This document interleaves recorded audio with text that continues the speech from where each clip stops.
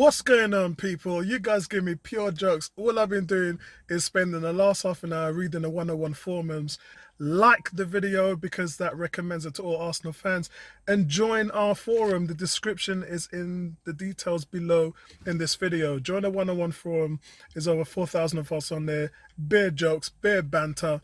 Guys, seriously, this schedule right now, our season ticket holders are getting some discounts off because at the end of 2020 season, which was last spring, the game stopped in March, so they kind of owed us a little bit for the remainder of that season, and that's the reason why we're getting the money credited back on us. So it's relatively low cost to sit through this coming season. So I hope to see a couple of you guys there. I hope you're all vaccinated, and I hope you're going to be at the Emirates so that we can all go out and get a drink, etc.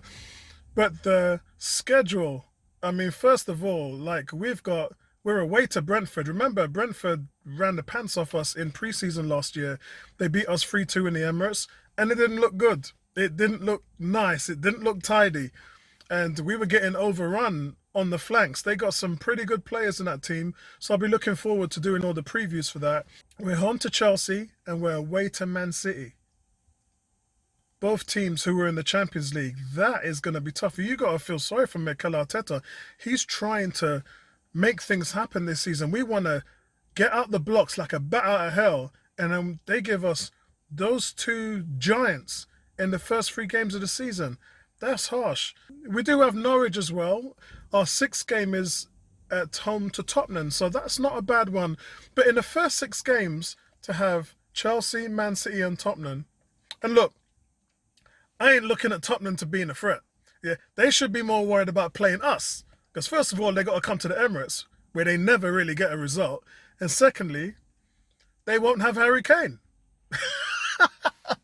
Yeah, so I wouldn't really be worrying about that if I was Arsenal fans. I wouldn't even, in fact, I would look at the schedule and see that Spurs game and think, yeah, come bring it. Come, bring them man there.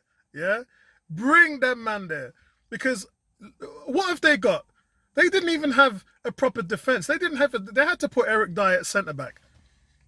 So Andy, I hope you're watching this video. Andy's one of our panel members on a Friday night. I really don't know what they're going to do in the market. Yeah, they've got money to spend, but if Harry Kane goes, what is that team's prospect?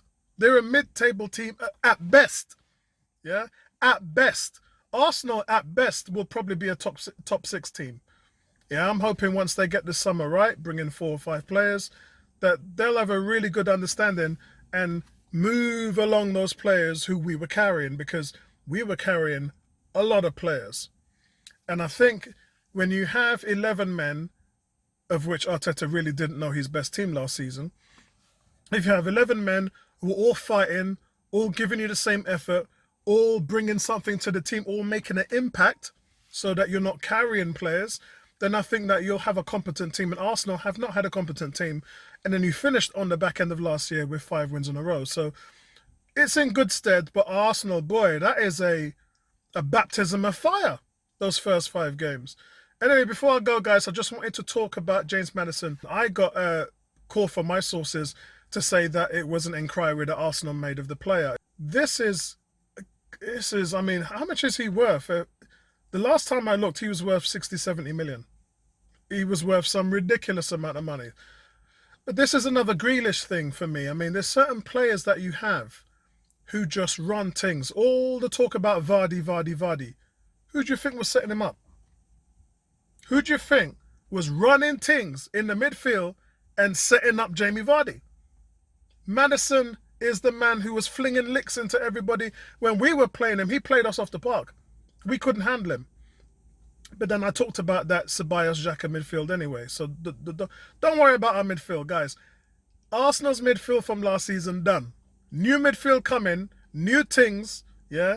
New passes intercepted, duels won, tackles made, yeah? Recoveries, headed duels won. All that is going to be flying with Arsenal this season. I hope. And you can't, and let's face it, you can't get any worse. Yeah, because in my opinion, we had among the worst midfield last season. In terms of ball possession, being able to dominate teams, we just didn't have that. Most of our success came from the flanks with Pepe, Smith Rowe, Saka. You know, most of the success came from the flanks. And Tierney, you got to give Tierney a shout for that. And I think that fixing the midfield, having a fit Thomas Partey going through preseason, having a fit Smith Rowe going through preseason is going to really work wonders for us. And no European football as well, that's going to greatly help us as well. So we can kind of slim down our squad. I don't expect us to have a big squad this season. Look, if you bring in a James Maddison and then a Ben White, that's big time. That is big time. If you bring in Onana in, a goalie as well, listen, it don't take much, but it's going to take a lot of money. And I think we got to think about the outgoings. And that's what's kind of bothering me. When I'm hearing all this stuff with Arsenal are now asking for 35 million for Xhaka. 35 million for Xhaka. You're asking for the same amount of money that you paid for him. Could you imagine, right? Here's the context of this. Could you imagine we bought Mustafi for 30 million? Could you imagine if we were asking for 30 million for Mustafi? Don't that sound crazy? That sounds crazy. And when you look at the midfielders who are dominating the top teams like Kante and Mount, and the midfield that Manchester City has as well, Liverpool's midfield, who, while not fantastic, they get the job done. And then Man United's strength in the midfield this season has been huge to their forwards. Spurs, I think Spurs have got an okay midfield. I think it's their front three that does all the terrorising. But with Arsenal, man, that midfield is going to have to come into full effect. There's no doubt about it. That midfield is going to have to come into full effect. And I'll be okay, like I said before, I'll be okay with Neves. I'll be okay, obviously, Thomas Partey. Lokonga, or I'll be okay with it. It's Basama. I don't mind. But we've got to make it fit within our budget. That's the only thing that I'm concerned about. But the fact that Arsenal called and made a phone call shows that they mean business. They're not playing around. And obviously they want to find out what the ballpark figures are so they can do their work. You know, you only know what you can do once you hear what teams are looking for those players. If they are available, how much they're looking for to bring that player in. That's the only way you can start to formulate a plan. So it'd be really interesting to see how this all comes together. Edu, this, and Vinay, this summer's on you, man. This summer's on you two guys. Yeah, you make sure that you find a team that you can give Arteta to work with, and I know that the board will do everything they can. Josh Kronk here, big shout out to you. I know that you'll do everything you can financially to back this team as much as you can within the sustainability model.